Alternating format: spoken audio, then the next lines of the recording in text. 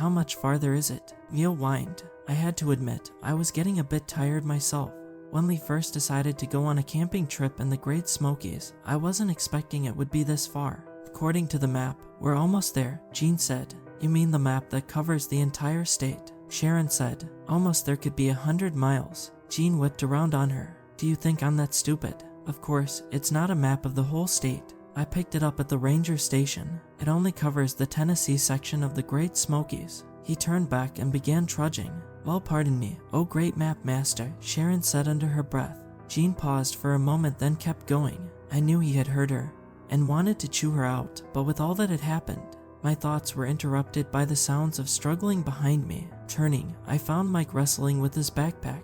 It had gotten caught in between two small trees and had him stuck fast. Hold on there, bud, I said, trying to get down to him without getting my pack caught. Grabbing trees, as I went, I worked my way down and got his pack unstuck.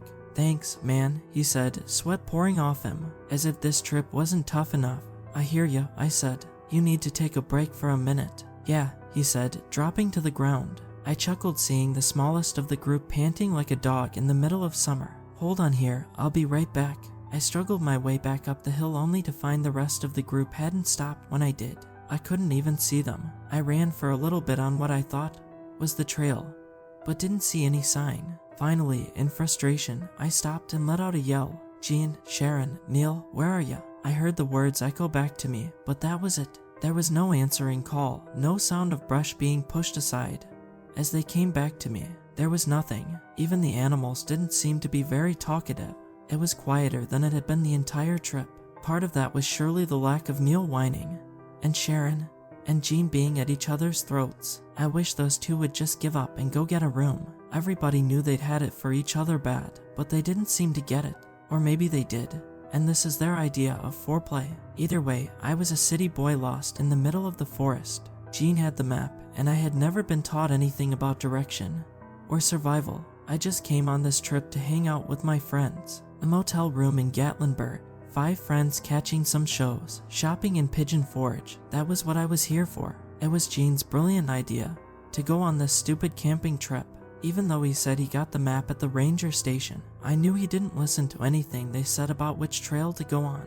Jean was always the leader. He would have shooed them off and said he knew exactly where to go, even if he had no idea. Maybe I'm starting to see why Sharon hasn't hooked up with him yet. Maybe she's trying to knock him down a peg or two before he's ready to be civil. It had been 5 minutes since I had stopped and yelled, Jean, Sharon, Neil. I called again, louder this time. The only thing that got me was a louder echo coming back to me. I looked back at where I'd come from, only I wasn't sure of the exact direction. Jean had led us off the trail a while back, and I wasn't positive where I had left Mike. The dense canopy of trees left a little of the sun peeking through, still high in the sky. At least I'd have daylight for a while. Turning back the way I thought I'd come, I started back toward Mike. At least if we were together, there'd be 2 of us to find instead of having to search for another. It was a long walk. It seemed like I got to where I was a lot faster than I got back. I suppose trying to catch up with the people who know where they're going will get your feet moving faster. It wasn't long until I realized I'd been walking too far. I had somehow missed where Mike was. Mike, where are ya? I called, once again hearing the echo, and nothing else. Looking around, I was sure this was where I'd left him. The trees all looked familiar, but then again, I didn't know how many millions of trees there were in the Smoky Mountains. There could be hundreds or even thousands of spots that looked exactly like this one. I began to question the wisdom, or lack thereof, of only one person having a map. A thought struck me. I whipped out my phone and tapped on the Maps app. Surely it could at least tell me where I am. Those hopes crashed and burned when I saw that no signal at the top of the screen. Mike, I yelled louder, more to vent my frustration. I collapsed on the ground, feeling more exhausted and hopeless than I had in a long time. And then I heard it, a faint call carried on the wind. It sounded like it was miles away. Mike, I yelled again. I sat and listened, which was easy since the animals weren't making any noise. Again, I heard the return call. I hopped up like a dog who'd heard its master's whistle, taking a general guess at the direction. I'd heard it. I began to march determinedly. It wasn't quite a run, but it was no stroll through the park either. The thought of no longer being lost, or at least not being lost alone, drove me forward. After a few minutes, I called again, then waited for the answer. It came from the direction I was heading, but somehow seemed quieter, like he was moving away from me. I broke into a run. My heavy backpack flopped from side to side, nearly making me stumble, but I didn't care. I was getting closer, I could feel it. I never saw the tree roots sticking up just enough to catch my toe and send me tumbling. I woke to total darkness. Something big and heavy was pressing down on me. I panicked and tried to throw it off, but it had a tight grip on me, thrashing all around. This thing held me with a death grip. I swung my arms, trying to punch it. My legs flailed to get it off me, but it wasn't happening. It had me and it knew it. The most disconcerting part was how quiet this thing was. It didn't growl or snarl or anything, just held onto me like its life depended on it. Finally, my energy was spent. It had won. All I could do was lay there and wait for the inevitable. I waited and waited. Nothing happened. Maybe whatever it was, I had fallen asleep. I couldn't imagine all my thrashing around wouldn't have woken it up. I rubbed at my shoulder, which was now sore from the fight with my unknown assailant. As I did, my fingers brushed up against the thing that held me. Out of curiosity, I rubbed it where it held me. I immediately pitched a fit at my stupidity. It was my backpack.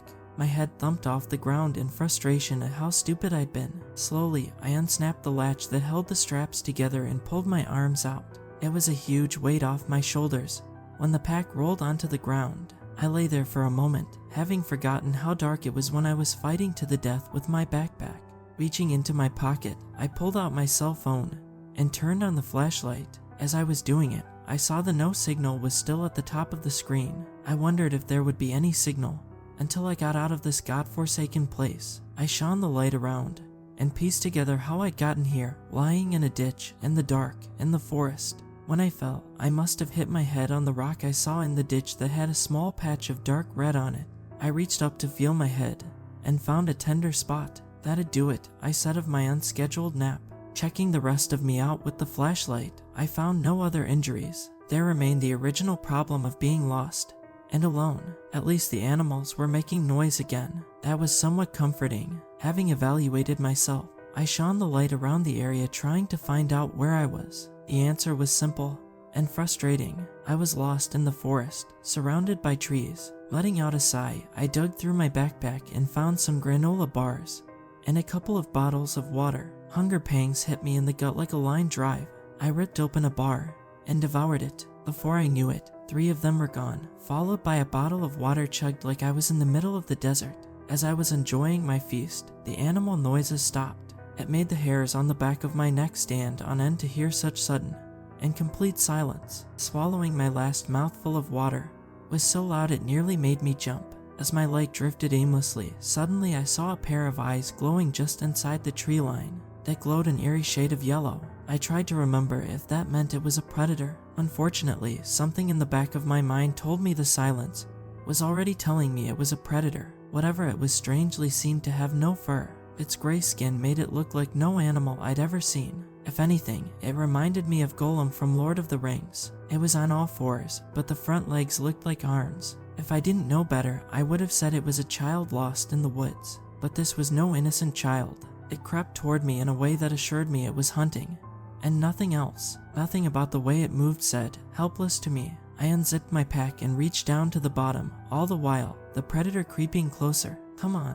I said through gritted teeth, knowing it was down here as I moved things from one side of the pack to the other. It was getting worrisomely close now. One good leap and it would be within striking distance. I went for broke and dumped out the contents of the pack. Hearing a loud thump hit the ground, I flashed around with my light and found what I'd been looking for, my Glock. I grabbed it and pointed where the predator had been, fully expecting it to be right in my face. But it was gone. Whipping all around, I searched with the light, gun trained on whatever I saw, hoping to catch a glimpse before it was too late. After a quick scan, I slowly panned around in a circle, searching more diligently for the creature, but there was nothing. Wanting to breathe a sigh of relief, but knowing it could easily be hiding behind any tree, I started picking up my belongings and stuffing them back into the backpack. As I did, the animals began making noise again. It was somewhat comforting to think that thing had left the area, but I didn't trust it.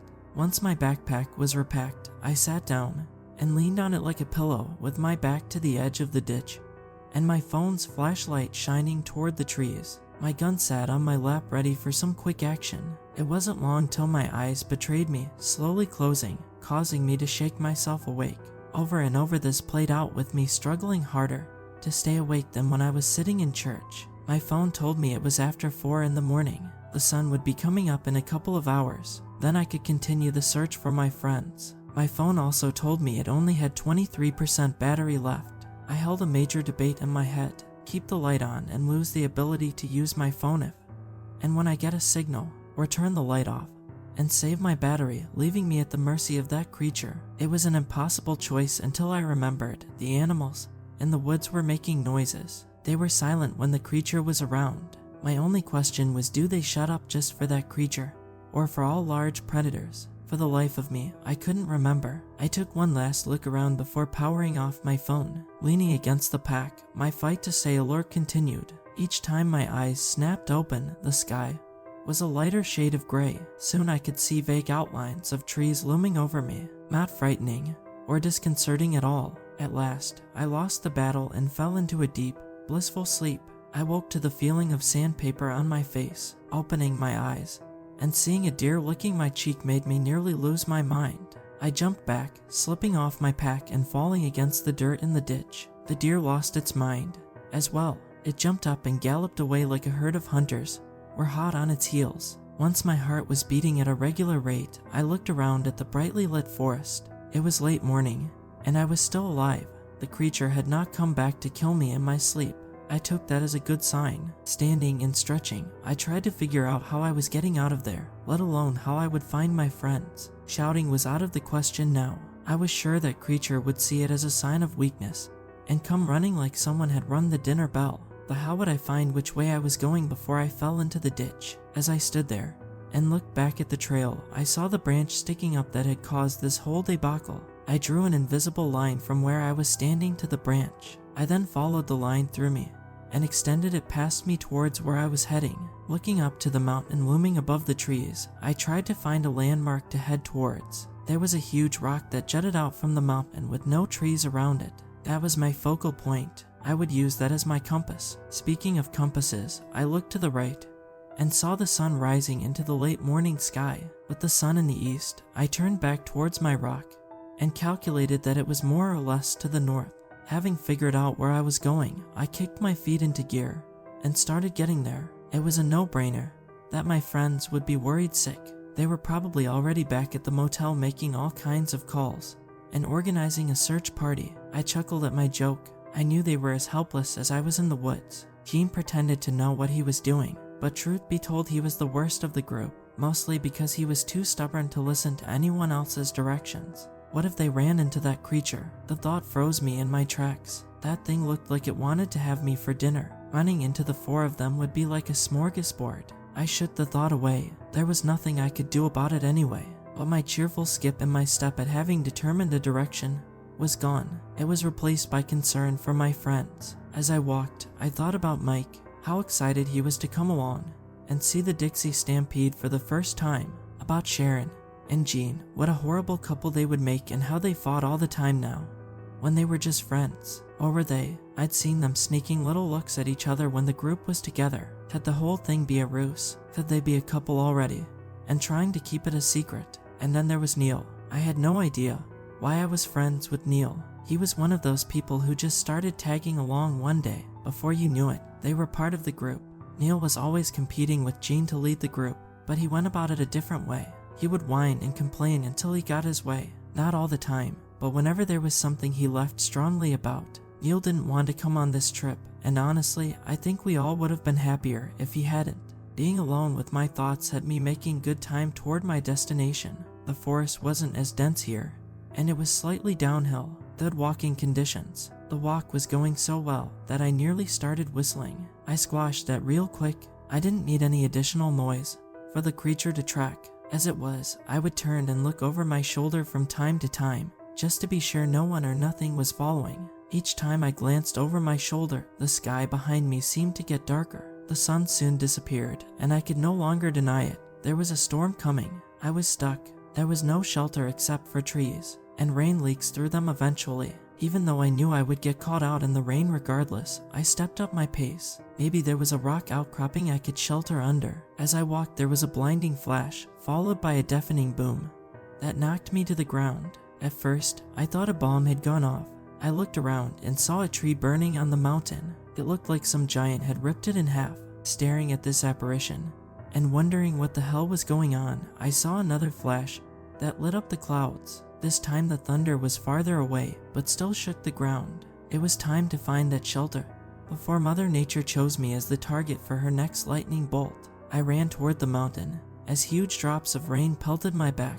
It felt like I was getting hit by mini water balloons. It didn't take long for the rain to intensify, quickly becoming a deluge. The water came down so hard and fast that the ground didn't have time to soak it up. Since I wasn't on the trail anymore, I stumbled through puddles and many bogs, struggling to stay on my feet as the muddy ground tried to swallow me whole. I held my hand above my eyes, trying to see where I was going, but the rain came down in sheets, reducing visibility to zero. Through it all, I kept trudging as straight as possible, hoping to find shelter. Without warning, I ran into something hard. It looked like I had reached the base of the mountain. I kept one hand on the rock face to guide me while trudging parallel to the mountain. Suddenly, nothing was pressing against my hand. I hadn't realized how much I'd been leaning on the rock until it wasn't there. I fell onto the surprisingly dry ground. Rolling over and looking up, I discovered I was in the mouth of a cave. I sat up and enjoyed watching the rain fall helplessly outside the cave while I was safe inside from the fury of nature. After a short rest, I began to rub my arms to stave off the chill in the air. I took my backpack off and looked through for anything that would be helpful. Fortunately, I'd packed a sweatshirt. I took off my soaked t-shirt and used it for a towel before donning my warm, somewhat dry sweatshirt. While I was looking, I pulled out another granola bar and devoured it, then downed my last bottle of water. Staring at the empty bottle, I held it out to one of the streams of water falling from the sky until it was full. Putting the cap on, I noticed the water wasn't as clear as I would have liked, but I wasn't out of the woods yet, and I might need it somewhere down the road. I sat the pack down, leaning it against the side of the cave entrance, then pulled out my phone and turned on the flashlight.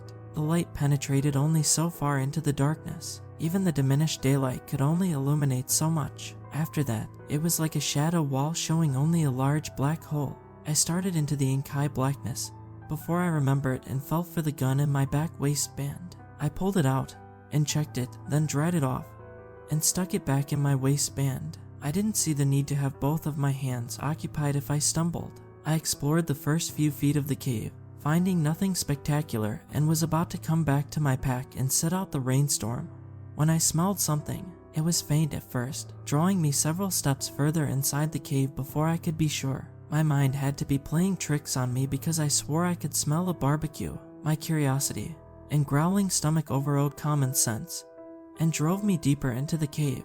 The light of the phone illuminated my steps as I carefully made my way towards the amazing smell of food. It wasn't long until there was a glow in front of me. A fire burned in the distance, just visible, bathing the cave walls in an orange glow. As the promise of a warm fire tantalized me, drawing me closer, I saw movement out of the corner of my eye that made my spine turn to ice. Coming from the far side of the fire was the creature that had stalked me the night before. At least it looked like the same creature. The eyes shone yellow in the fire's light. It walked on all fours and struck an amazing resemblance to Gollum from Lord of the Rings. I dosed my light and threw myself behind a rock that seemed big enough to conceal me. Straight ahead was the pinprick of light that was the cave mouth, and the outside beyond it. Even if I wanted to, the creature would see me and hunt me down if I tried to escape while it was within sight.